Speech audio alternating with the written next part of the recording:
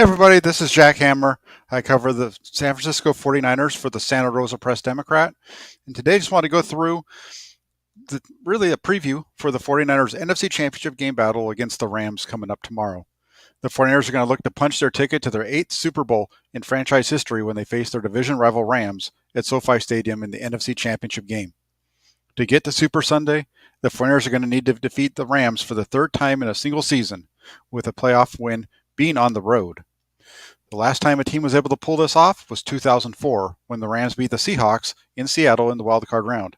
The last time it's happened in a conference championship game, 1999, when the Tennessee Titans were able to take down the Jacksonville Jaguars in Jacksonville to make it to their one and only Super Bowl, taking on the Rams.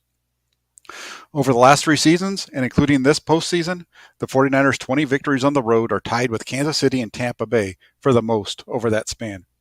Sunday will mark the 49ers' 4th game on the road in as many weeks, something that they had to deal with in 2013 on their way to the NFC Championship game up in Seattle.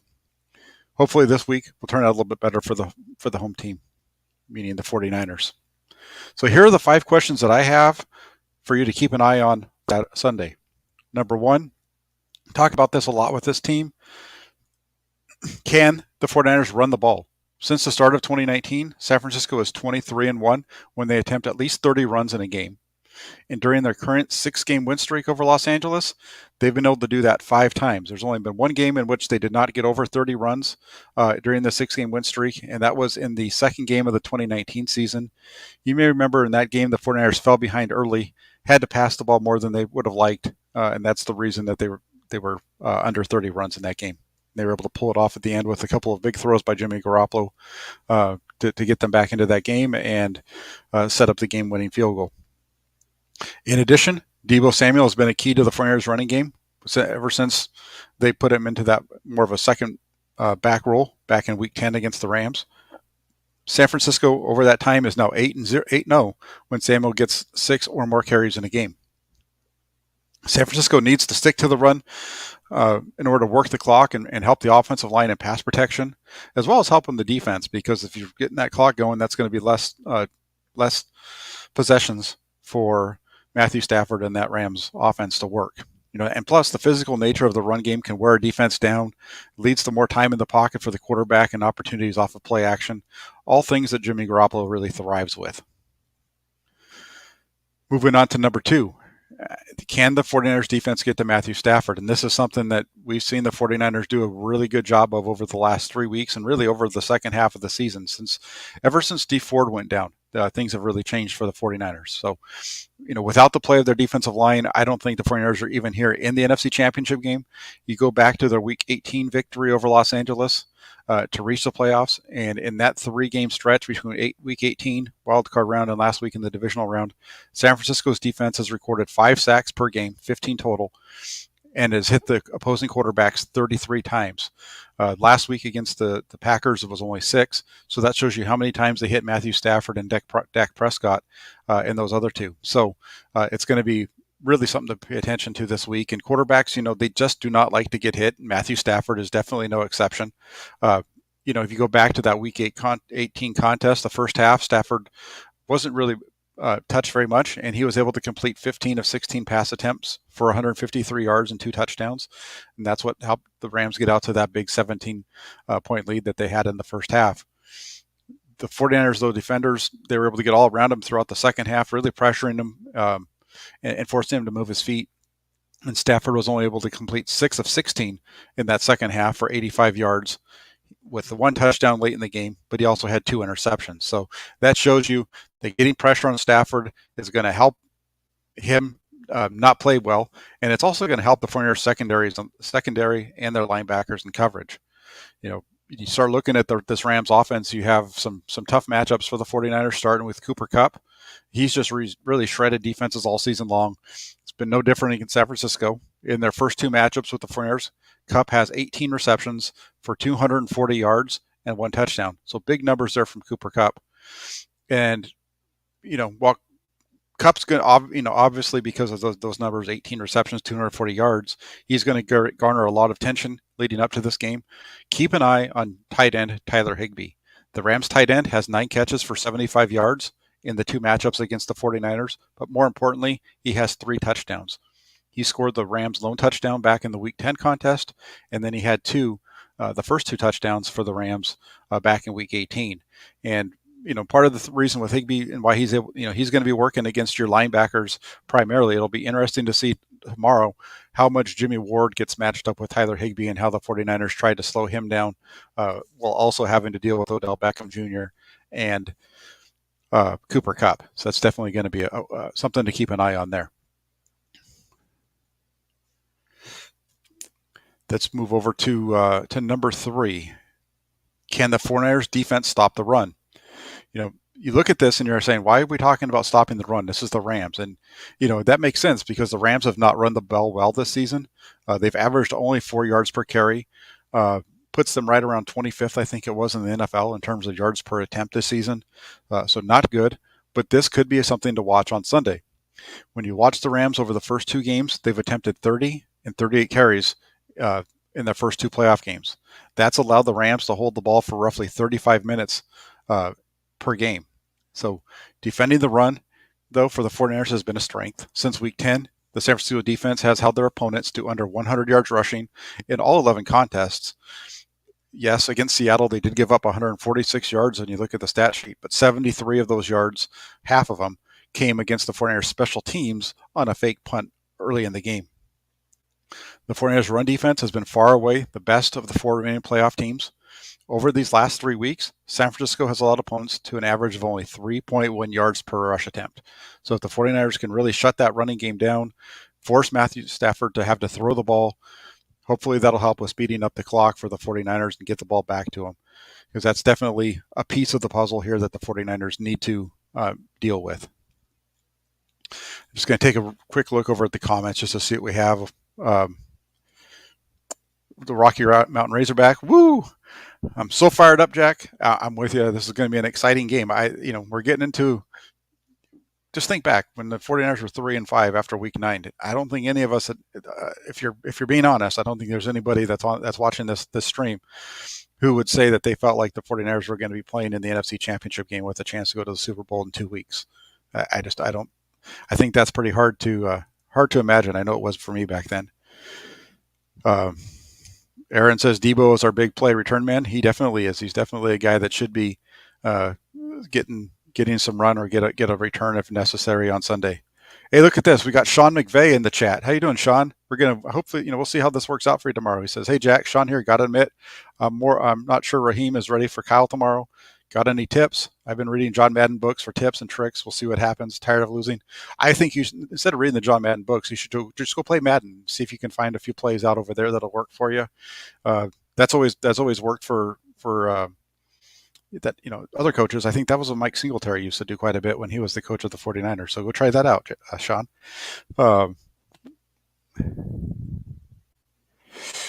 I agree with this. I do. Well, the 49ers defense is underrated. The 49ers defenses have always been underrated. Usually, when they've had really good teams, go back to their teams from the 81 through 89.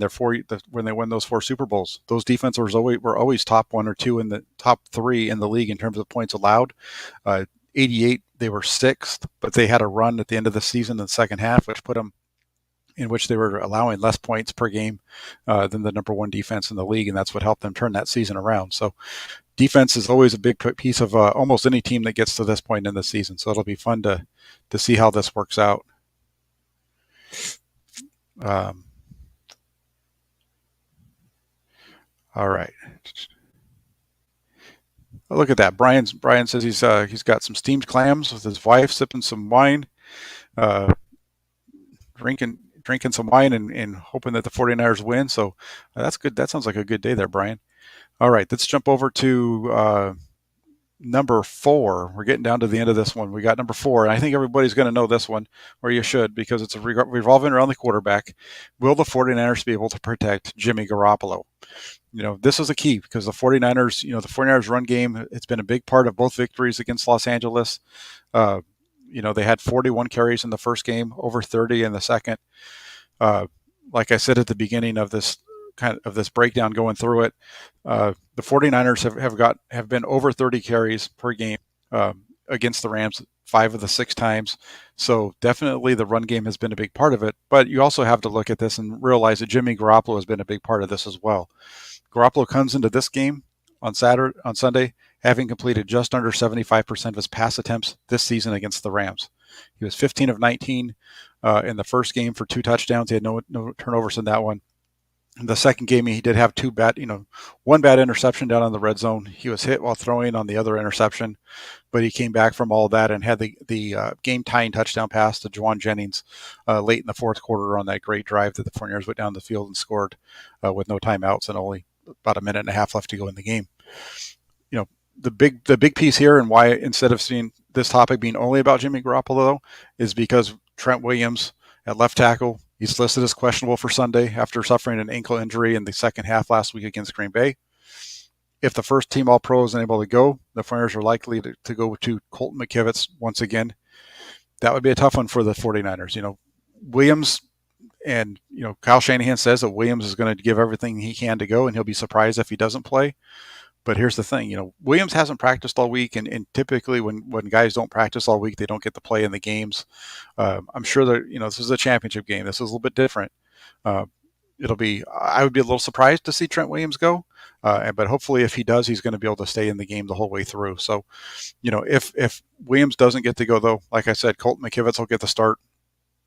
Could be worse things for the 49ers. McKivitz did start in place of Williams back in that Week 18 matchup down in L.A., and he played okay for the most part. He had a tough stretch there at times.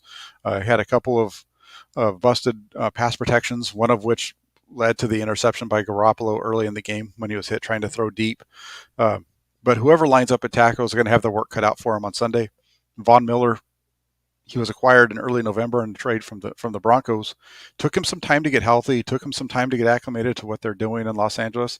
He seems to have done just that, though, and he's been able to go out and record at least one sack in each of the last 6 games, and he has a total of 7 over the last 6 games for the Rams. So he's definitely coming on. Von Miller is.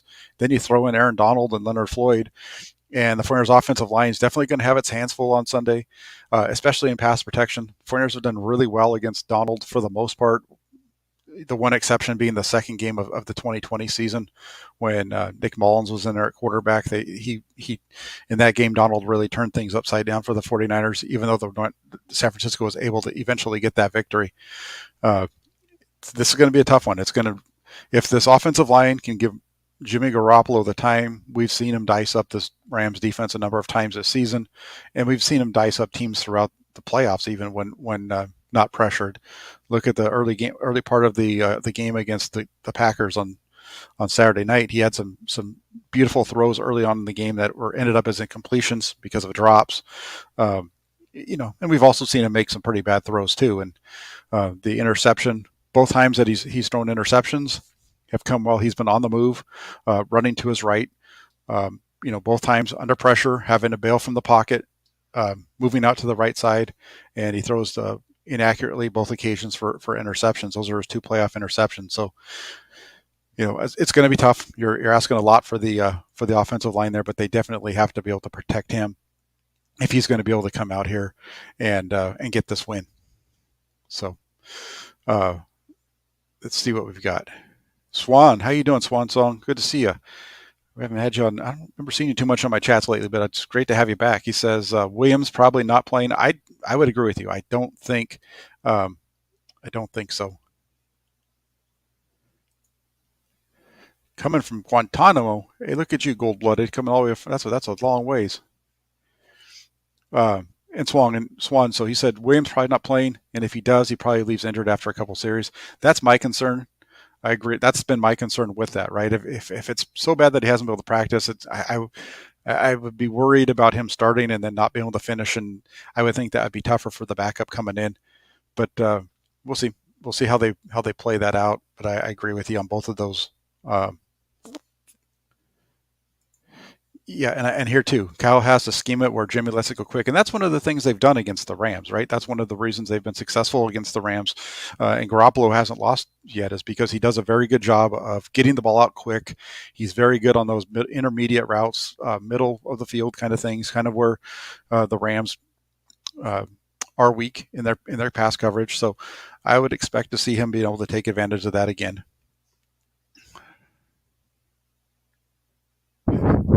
See, Sean McVay, he's a big part of today's stream. I like this. It's always fun to have the opposing coach come out because if you remember, Sean, I wasn't so hot on your touchdown celebration back in week 18 when you ran into the end zone and celebrating with your team. But hey, if you want to go ahead and run across the field and start point and laugh, that would be great. I don't think it'll backfire at all. Usually that stuff works out good for teams that do that, right? Uh, let's see what else we got. Brian says we definitely have the mental edge against the Rams, and I agree with that as well. I do think the 49ers have the mental edge. I think the 49ers are the more physical team. The way that they've played against the Rams in both games this year shows that they're the more physically dominant team.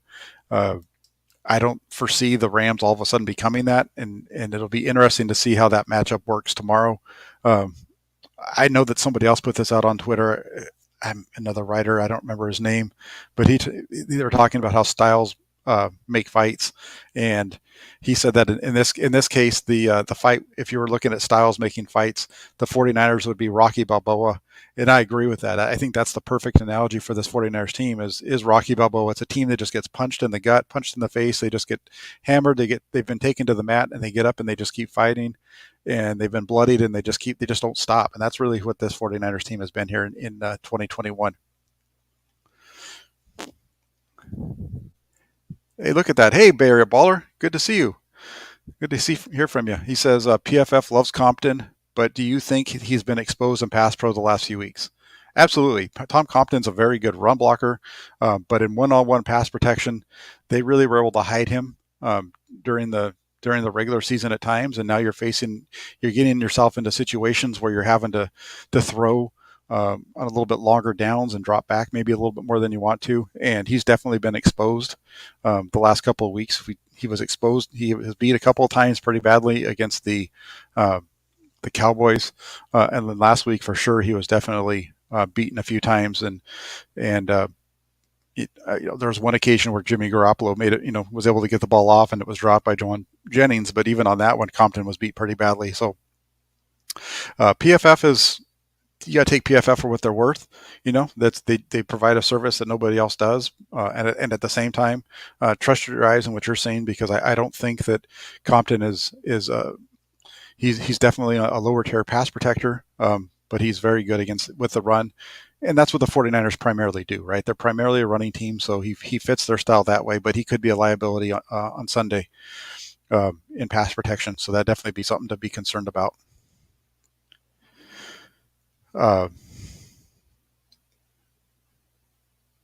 Let's see what else we've got here. We've got Nathan says Kupp will get doubled only if he gets two big plays. Well, the thing with the 49ers defense, and one of the I don't think you'd see the 49ers get themselves into situations like what you saw last week against Tampa Bay, right? Where Tampa's in 3rd and 20, or whatever it is, and they hit a 70-yard shot over the top. That's not what the 49ers defense is. The 49ers defense is very much keep everything in front of you. If they're going to get down the field, it's going to be in chunks, but they're going to have to make multiple plays to get down there. They're not going to give you one big shot down the field. So I feel like Kupp's going to make some plays. They're going to double him at times as well. It'll be interesting to see how the 49ers match up, because I really would expect to see Jimmy Ward in some man coverage, and it wouldn't surprise me to see them playing two high safeties with Talon Hufanga and Jaquaski Tart up on top to help out with doubling the receivers. Maybe double the outside two guys and Odell Beckham and Kupp, and then single up the tight end. That would be something that I think you might be able to see here on Sunday. And then jumping on the last topic for today, the last thing to keep an eye on, and this is one that I brought up really going back to the first Rams game. I've mentioned this back in week 18, but I had thrown out a tweet leading up to that week 10 game. If you remember, the 49ers, nobody was giving the 49ers any kind of a chance. And I just tweeted out, hey, the 49ers are going to win tonight if, and Taylor Pepper's dad came out and said that if they hold on to the ball. And it's so right with everything that the 49ers have been this year. And ever since that point, I've put that into my things to watch for in the game. The only time I didn't was the Seattle game up in Seattle, and we saw how that game turned out. And when you go back and you look at these teams, Los Angeles and San Francisco, they come into this game very close, pretty much in every statistical category. They're close in offensive yards per game, although one runs the ball better than the other. They off the total yards at the end of the day for the two on offense is pretty close. Their defensive yards allowed is pretty close. Same with points scored and points allowed. They're very, very tight in all those categories. And so for the 49ers to win this game, they're going to need to hold on to the ball or first force turnovers. San Francisco has won only once all season when they've given up more turnovers than they forced. And the team that wins on Sunday is likely going to be the team that holds on to the ball. So if the 49ers can, if you do have a turnover and you're the 49ers, you've got to at least get one turnover back from the Rams. And we saw that happen in week 18, right? You had the 2 interceptions by Jimmy Garoppolo, but you also had 2 interceptions from Matthew Stafford. So everything kind of evened out in the end. So that's definitely something to keep an eye on. And then as far as my prediction for the game, I'm looking at this one and I'm saying San Francisco hasn't allowed an offense to score more than 24 points on them since Arizona put up 31 back in week 9. The most that they've given up on defense is 24, and that was by the Rams back in week 18. So if they can hold the Rams just to 24 points or less, I think the 49ers win on Sunday. I do feel like the 49ers are going to be able to score more than 24 points. I would say 49ers 27-24. Not going to get into how they get there, how this game plays out. I could see a situation here on Sunday where, hey, it'd be fantastic to see the 49ers offense start off this game like they did Dallas, right? If you go back to that Dallas game, they drove right down the field, scored a touchdown on the first drive. They just looked amazing on that drive. They came back in the next, I think it was the next 3 possessions, drove the ball down the field. They ended up having to settle for field goals, but if they can just put up some points in terms of touchdowns on these drives tomorrow early on, and get out to a double score lead, kind of like what they did back in week 10, right? That's what happened. They got the interception early, drove right down the field, scored a touchdown, and then they got the pick 6, and so they were able to get up by a couple of scores. So if that's how this game plays out for the 49ers, that's the best thing, because then you've got that defensive line that the 49ers have, which has just been amazing over the second half stretch of the season. Big time numbers out of that group, and especially in the last few weeks. So yeah, Moses says thoughts on replicating the coverage on Adams and do it to Kupp. Thoughts? It's a little bit different this week because you do have multiple guys that, one of the reasons the 49ers got away with this against Green Bay was because Aaron Rodgers was just so dialed into Adams that there'd be other guys running free and he'd miss them. They're not going to get away with that this week, I don't think. I think they can probably replicate that to an extent as long as other guys are able to stick in their man coverage. Because if you watch that game, at least what I saw was you saw the 49ers doing a lot of double on Adams, a lot of double on the tight end or whoever's in the middle of the field, and then the other guy usually was left one-on-one. And so that's kind of what I was talking about earlier, where you're doubling Cooper Kupp, maybe you're even doubling Beckham, depending on how they line up. And then you've got to have Jimmy Ward or one of your linebackers or K'Wan Williams be able to stick in man coverage on the other guy. So we'll see how it goes. Well, hold on, Niner by Nature. I'm going one by one. Let's see what else you got. Where's your other question? Let me see what I got. Did I miss it? Okay, here we go. Is this the one you're talking about? Hopefully it is.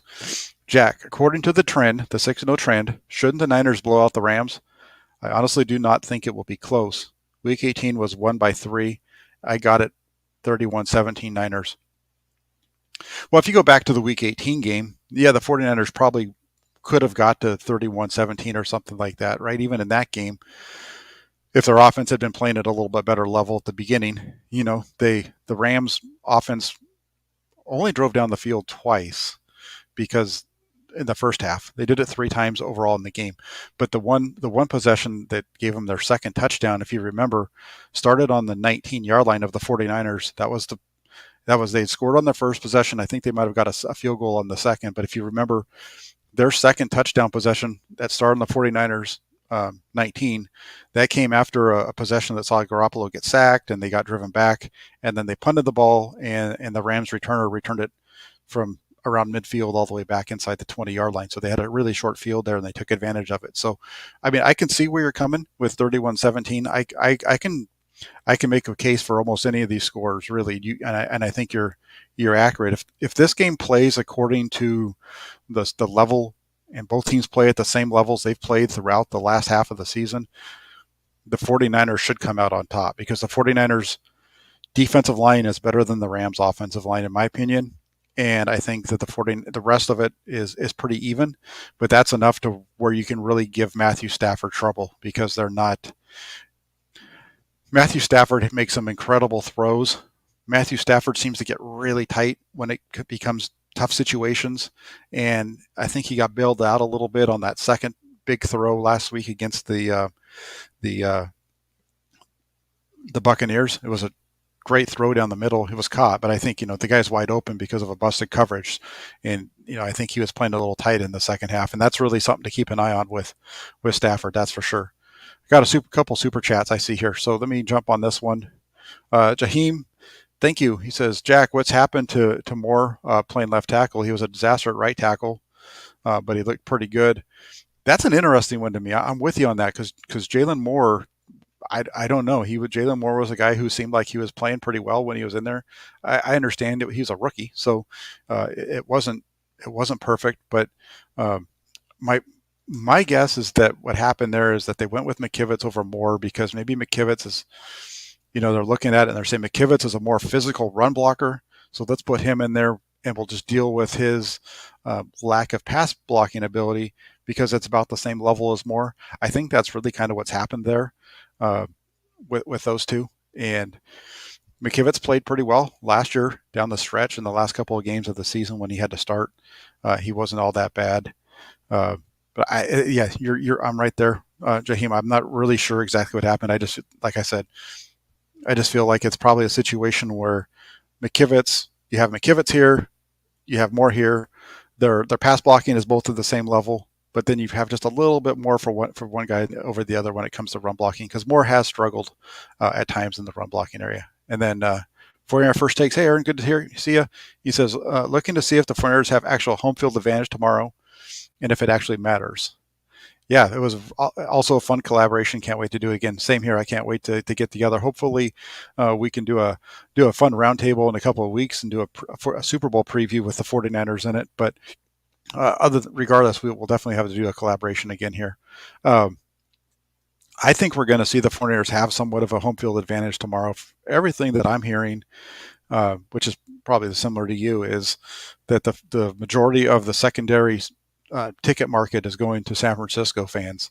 And if that's the case, it's going to be just an electric atmosphere in that stadium tomorrow. And that plays to the 49ers' favor again. And it's all been in the heads of the Rams throughout, right? You're having some of the players' wives talking about it. You're hearing their head coach have to talk about it. You have them trying to say that they're not going to sell tickets to 49er fans, or if you're not from the Bay Area or from LA and all those kind of things. So definitely, it's something that I think they're thinking about it a little bit, and it'll be fun to see how that plays out tomorrow in the game, for sure. Let's see what else we've got here. Yeah, Moses, we talked about this. I was on with Rob Shu on his channel yesterday, and I actually wrote an article this week also that go back and go over to 49ers.pressdemocrat.com. Click on the article that came out on Tuesday. It's the 49ers mailbag, but it starts with a little bit about the 1989 NFC Championship game. That was a tremendous game. I don't think we're going to see the 49ers win this game 30-3, but if you go back and you watch that 89 game, man, the thing about that 89 game is the Rams come out, they score first. 49ers are struggling. Brent Jones fumbles the ball. The Rams get it, and Jim Everett has Flipper Anderson wide open down the right sideline. It's going to be a touchdown. Rams are going to go up 10-0. Ronnie Lott comes out of nowhere, knocks the ball away at the last second, and the 49ers hold and don't give up any points the rest of the way. The 49ers offense goes on to score 3 touchdowns from that point on to get a 21-3 lead. And then you have Jim Everett bury himself in the turf at the end of the game and late in the third quarter when it was only 24-3. But at that point, you knew that game was over. If the 49ers can get after Matthew Stafford early and hit him, you might see something similar to that. As far as the score, I have a hard time seeing it be 30-3, but that would be fantastic if the 49ers could be up by that kind of score late in the game and we're not all stressed out about it, right? That doesn't happen too often around the 49ersville. So let's see. We got KW says, let me click on that one. Thank you, KW. Thanks, everybody, for the donations, too. And KW says, how concerned should the Niners be about Donald rushing off the edge more? What other adjustments do you see the Rams making? That would be a concern, considering the tackles that you're dealing with. If it's, Tom Compton and Colton McKivitz, Donald rushing off the edge is an issue. But I also feel like if you take Donald out of the middle of the defensive line for the Rams, that theoretically should give the 49ers an advantage when it comes to what they do best, which is running the ball. So as far as being concerned, I would be concerned, but not overly concerned, just because I think that moving him out of the middle, like I said, will help the 49ers with their ability to run the ball. The Rams really kind of need Donald in the middle to wreak havoc and cause piles that make it hard for the 49ers to run around. So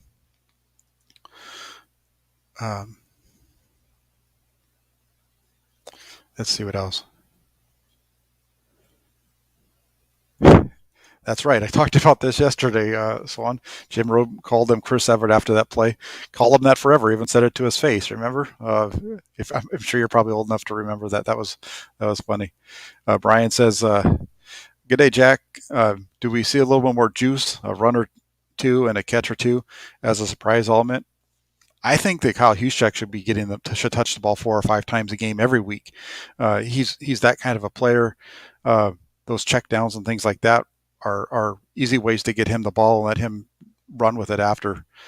He's just a very, very dynamic player in terms of the 49ers can be out there with 21 personnel or 22 personnel, and his ability to do different things can make it, whereas typically you think of a 22 personnel, 2 tight ends, 2 running backs as being a heavy run formation, but with Kyle Juszczyk on the field, you can line up with that and motion them out, and all of a sudden now you have 2 wide receivers out of that, a receiver and a guy that's a running back that plays like a tight end. So yeah, I would say that would be a good element. Get him the ball 4 or 5 times a game. That's definitely something that I would be a proponent of. That's for sure. And I don't know why they're not using juice more. It does. I talked about this in my keys to watch for. It does concern me that OBJ and Miller are starting to heat up, especially Miller, because that's on the weaker side of the 49ers, right? Their pass protection has struggled throughout the second half of the year at times, and we've seen it in the first two postseason games. Definitely saw it last week against Green Bay. It was a little bit of a struggle in that area, and so for Von Miller to be getting 7 sacks in the last 6 games and at least 1 sack in each of them, that's going to make it tough for the 49ers. And with OBJ, you've got Cooper Kupp kind of helping open things up for him. And so when it comes down to Beckham and Kupp, now you're looking at the 49ers pass rush really having to kind of make up the difference, because that ball's got to come out quicker. If that ball has to come out quicker, those guys aren't going to be able to necessarily get down the field quite as much, or you'd hope that they're not able to. Just do a couple more questions here. KW, another one. Do you think the 49ers have a psychological advantage because the Rams will be so aggressive and not wanting to go down 0-7 to us? I do think that. They're trying to talk up a big game. They're talking about you have their defensive coordinator talking about how George Kittle called it a body bag game last time, and so on and so forth, and what have you. And they're talking up like they're going to come out and be physical. Typically, teams that have the talk about being physical are the ones that when you go out there and you punch them in the mouth, they shut up real quick and they go and they shrivel.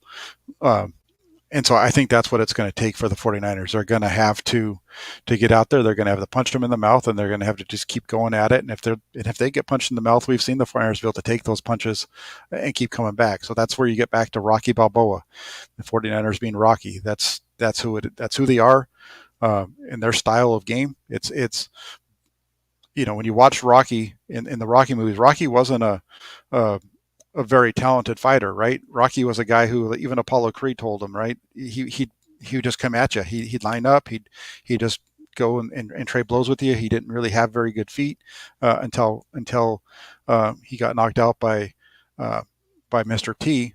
And then at that point, that's when Apollo said, "Hey, we've got to get your feet better. We've got to get you moving around more. We got to get you can't just be a sitting duck all the time." And that's who the 49ers are. They're Rocky Balboa with a little bit of motion now, and they just keep coming at you.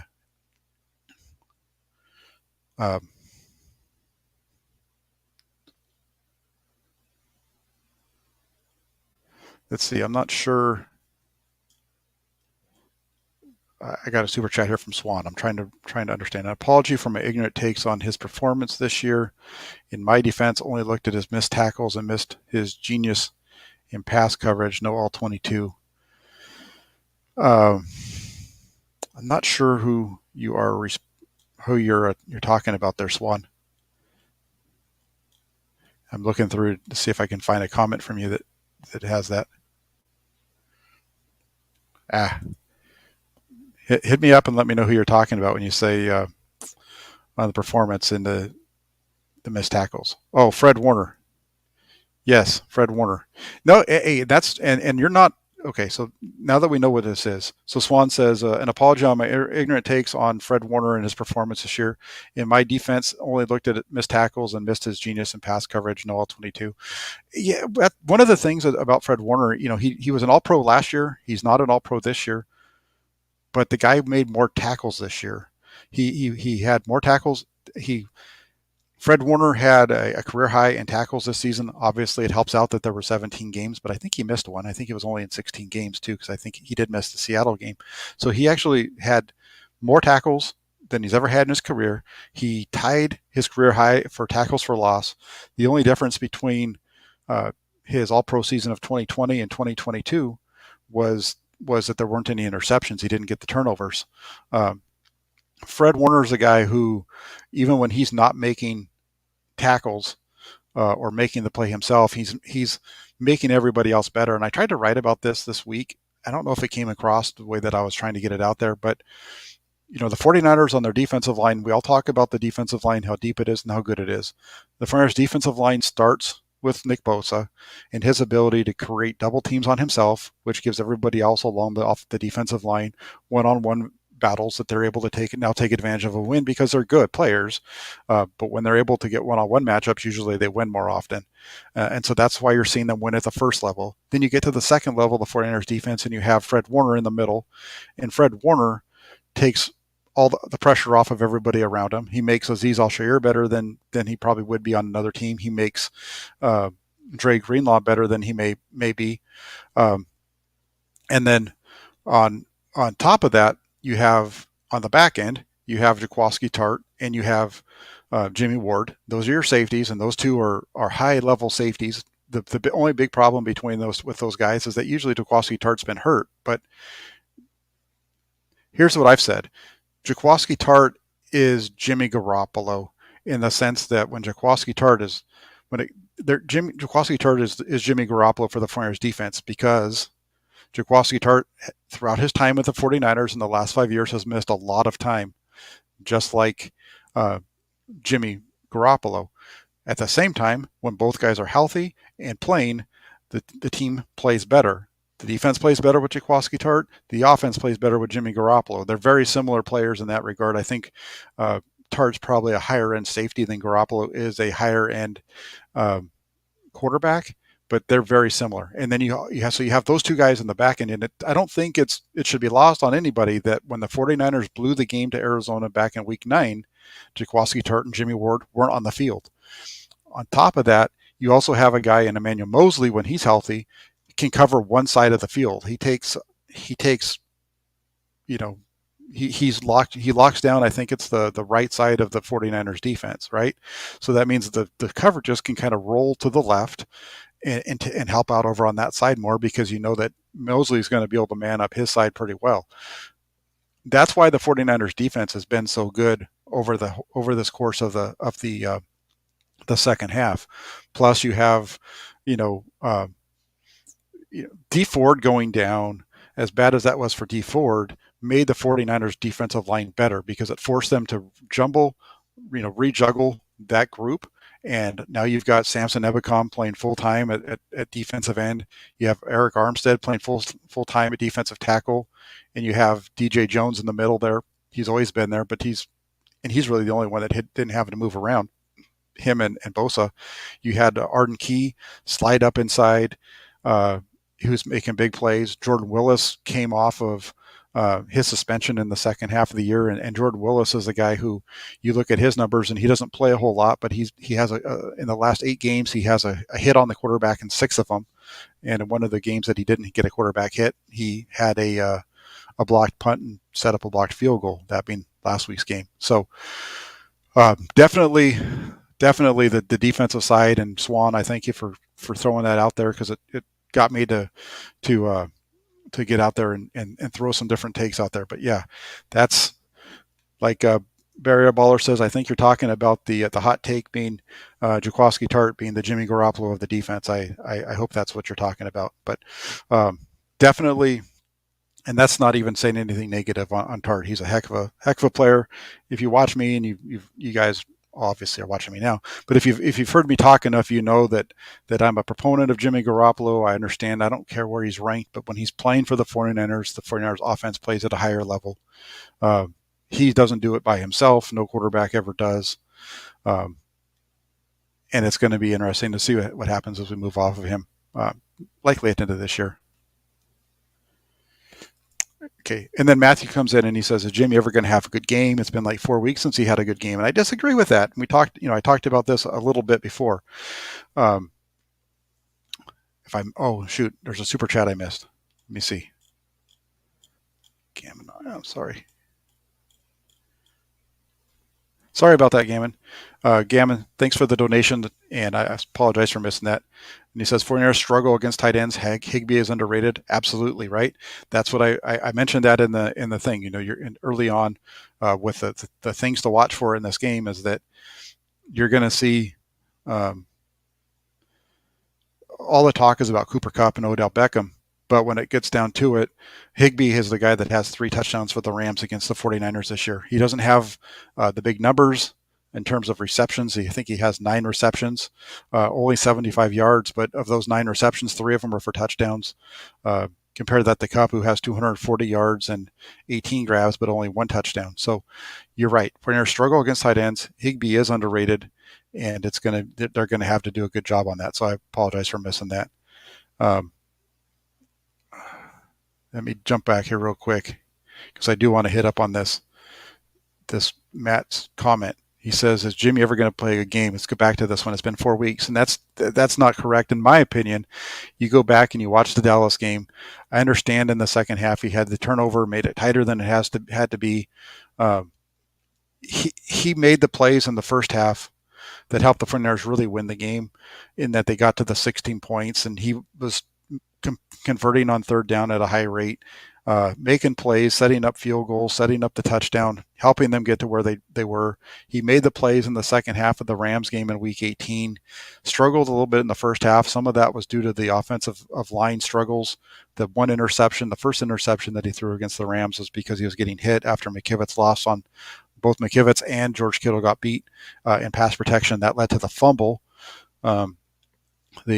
That he had that he recovered, or that was recovered by Compton. The pass that was intercepted was a result of McKivitz getting beat in pass protection off of a play action. Last week against the Packers, 11 of 19, but how many drops? He had 3 drops that I counted. If George Kittle catches the ball early in the game, right down the middle of the field, that hits him in the chest, that completely changes his stat line. So yeah,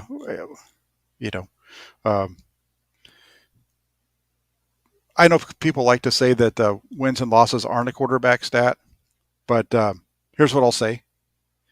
Jimmy G, if they win tomorrow, we're not going to call him Jimmy G anymore. If the 49ers win tomorrow and they're going to the Super Bowl, Jimmy G becomes Jimmy W. Okay?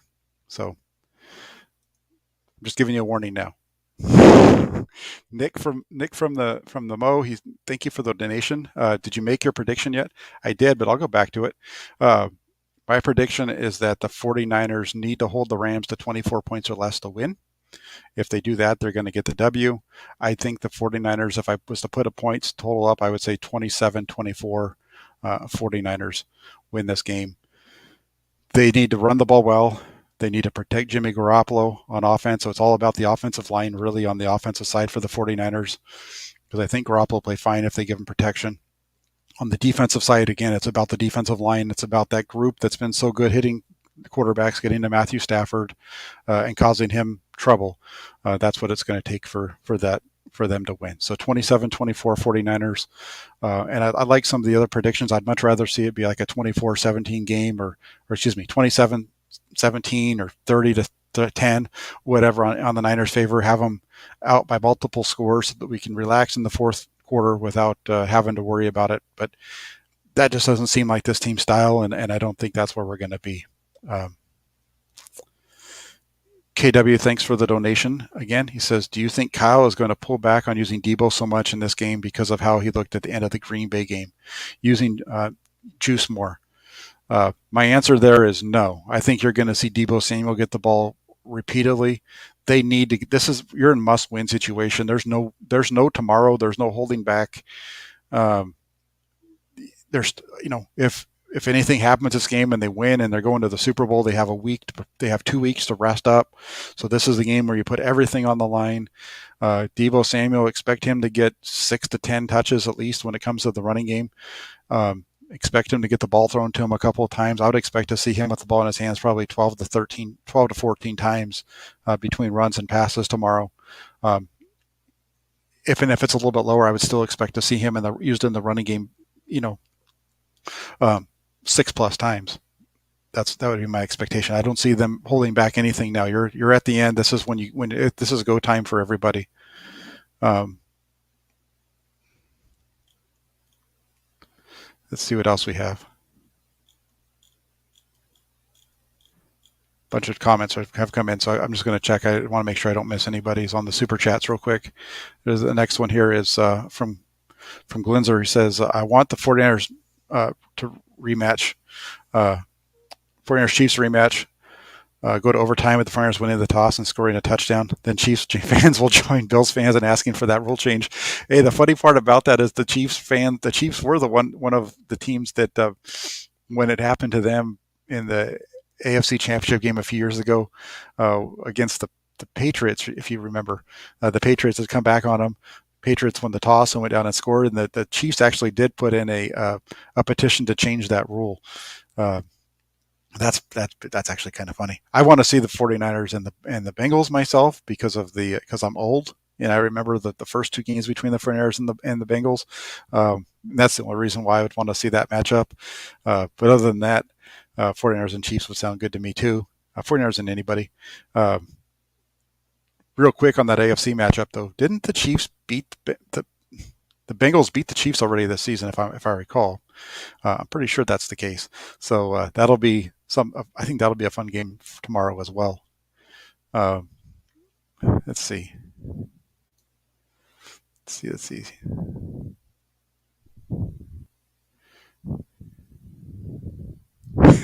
Jimmy G. That's a good one. I'm not going to put that one up there, but good one, hard one. Hardest to tame. I like that. Yeah, Michael, 16 touches for Devo. That sounds about right. 49ers have averaged 27 points to the Rams 18 points in the last 6 straight head-to-head games.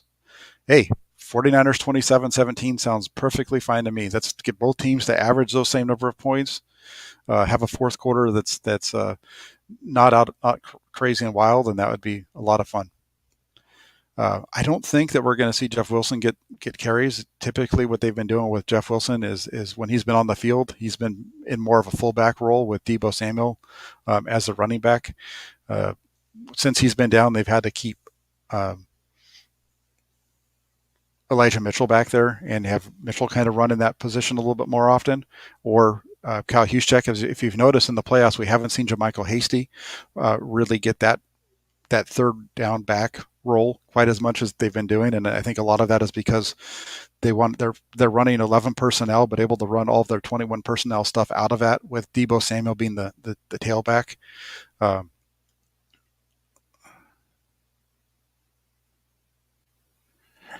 I didn't realize that Jimmy Garoppolo's QBR was 71.8 over the last 6 games against the Rams. That is really good. That's a very high number, and if he can continue that kind of production tomorrow, if that's the number he puts up, the 49ers will win this game. But yeah, that's a pretty darn good stat right there. Let's see if there's any other ones before we jump off for the day, because you guys have some good stuff coming at me. I think that's Chardal. This is Chardal, right? Chardal got this. It's going good, Chardal. It's going good.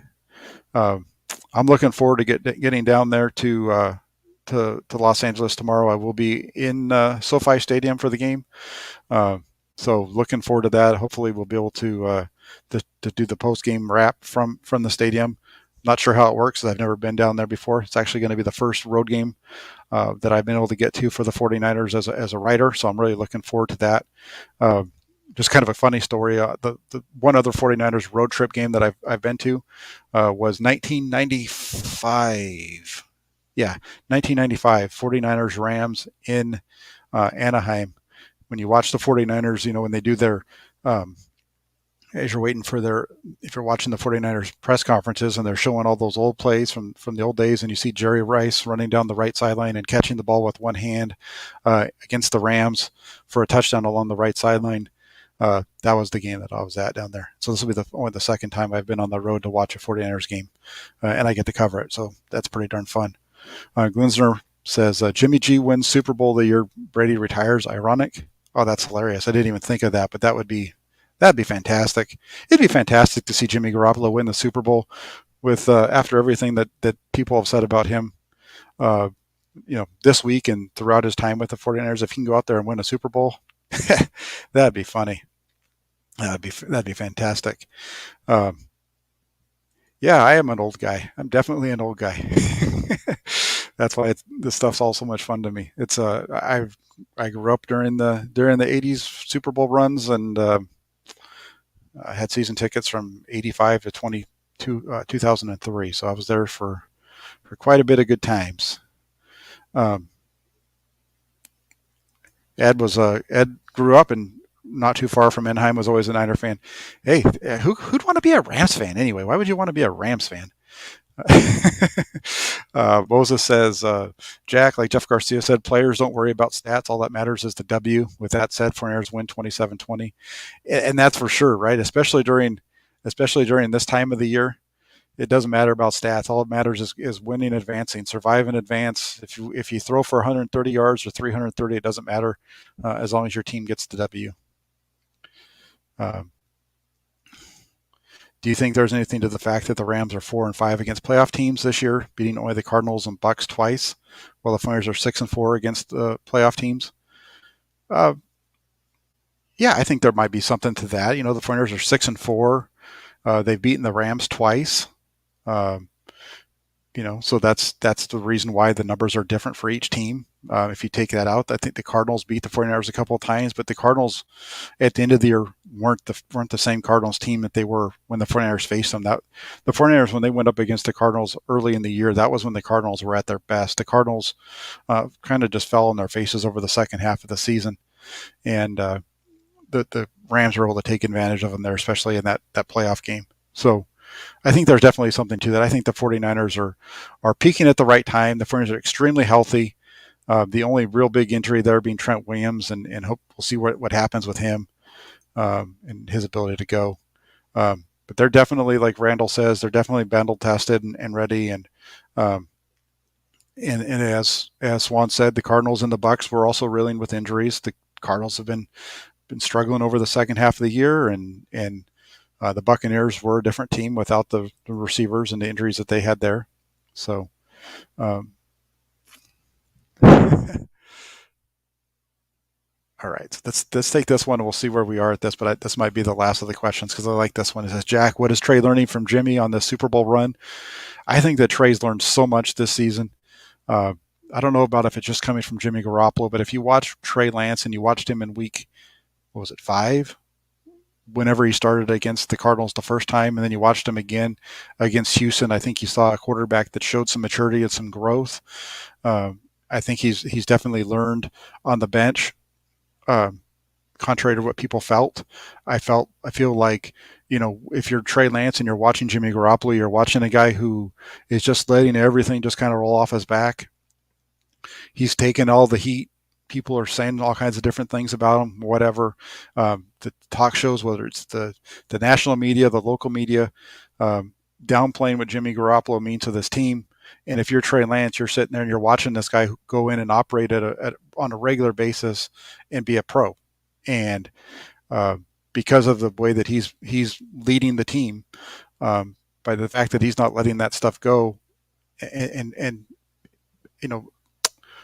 have any effect on his level of play, I think that's a big thing for Trey Lance to be able to see, is just what it's going to be like when he steps in. Because when he steps in and you're the quarterback of the San Francisco 49ers, you're everything expected of you. And if you go out and you struggle, you get slammed. And that's true probably for every quarterback across the league. I know back when I first started playing quarterback, that's one of the things that my dad told me, and he had told my brother who played quarterback the same thing. Quarterbacks get too much of the credit and they get too much of the blame. It's all part of the process. But I just feel like Trey Lance has learned a lot sitting back and watching him. Trey's a different player than Jimmy Garoppolo, and it's going to be a lot of fun to see when he gets his shot, what he's able to do. But let's hope that doesn't come until the 49ers play 2 more games, the one tomorrow and the Super Bowl.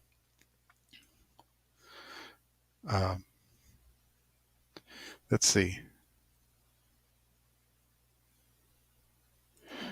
Well, definitely the 49ers corners, the 49ers secondary had been a weakness, and Ambry Thomas was playing at a very high level. Dylan Mosley's healthy; he's been playing at a very high level. I think also it just goes to show you last week when you have Dante Johnson step in, and that defense is able to do what they were able to do against Aaron Rodgers. That second cornerback, excuse me, with, like I talked about, with Mosley being so good on one side and Jimmy Ward and Jaquiski Tartt being behind him, it really helps out that other guy. And whether it's going to be Ambry Thomas or Dante Johnson or whoever it is, it's probably going to be Ambry Thomas tomorrow. They continue to talk about it, but I don't think it's as big of a weakness as people say. And it's helped out quite a bit by the way that D'Amico Ryans runs his defense, and it's helped out quite a bit by the way that defensive line for the 49ers steps up and plays week in and week out.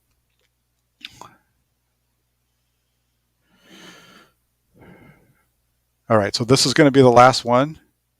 Oh, man, did I miss another super chat? I think I got it, KW.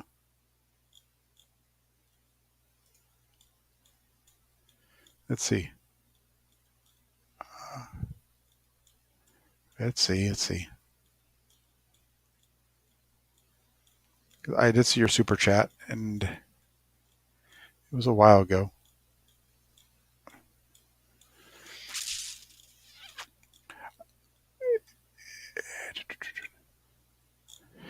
If you can, go ahead and send it again, because it's too far back and I'm not seeing it. But I thought that I'd got to it.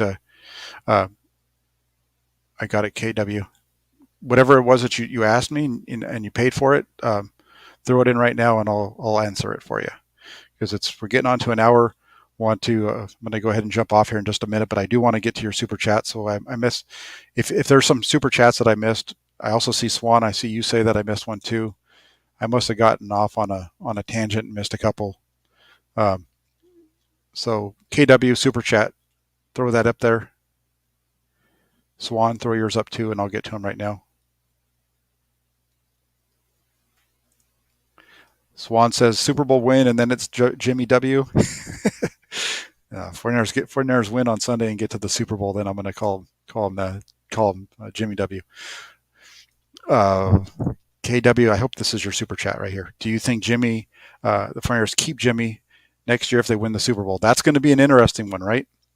Because the owner said that they could afford him, and if they win the Super Bowl, that he could be back. And it would be very interesting to see the 49ers win the Super Bowl with Jimmy Garoppolo, and then say that we're not going to bring him back the next year. That would be a move of epic proportions, of which I don't think we've ever seen before, where a Super Bowl winning quarterback doesn't come back with that team the next year. So that would be an interesting one. There's ways that the 49ers can make this work out with Garoppolo if he's willing to play with them a little bit and work with them.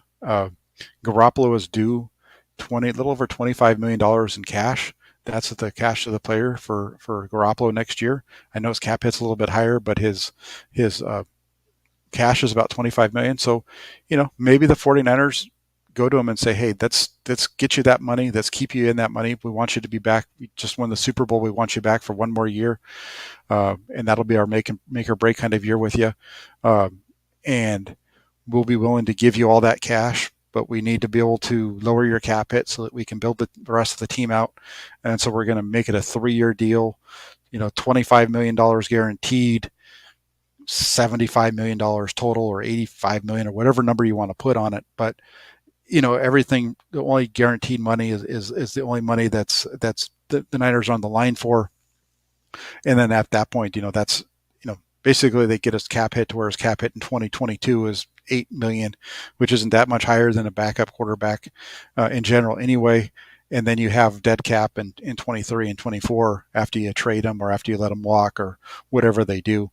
That would be an interesting scenario, I think.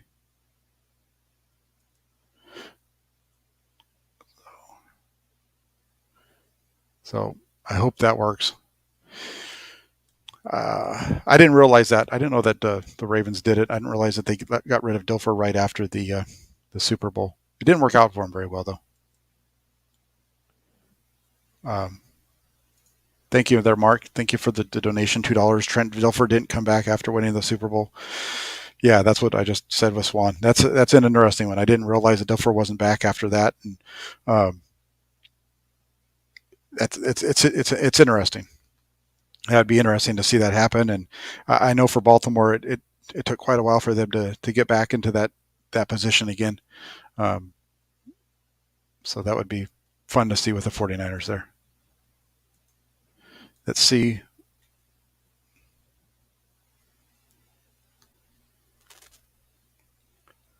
Hey,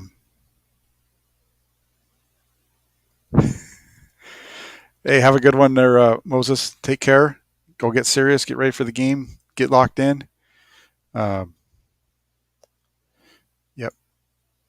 That's for sure. Jalen Ramsey is soft. Soft. I like that one. And I agree. That's true, too. The market for Jimmy Garoppolo is going to be hotter, would likely be hotter this year than next year if they win the Super Bowl. We'll see how it works out. It's definitely going to be one of the biggest stories around the team, right? It's definitely going to be one of the bigger stories. I don't know. I don't know about the super chat system there, Moses. I'm not sure why. All right, but Eagles and Foles, yeah, that was a different situation though because Foles was only brought in. He wasn't the starter. He was the backup. So that's kind of like I would liken the Eagles and Foles to the Giants and Jeff Hostetler, right? Jeff Hostetler won the Super Bowl with the Giants. I think he signed with the Raiders the following year. But the Giants quarterback at that time was Phil Simms. Phil Simms had got hurt, and Jeff Hostetler came in and finished off the season and got them to the Super Bowl and won it. Nick Foles was kind of the same thing with Carson Wentz. He took over a team that was already well on its way, but he did have a heck of a run at the end of the year. All right.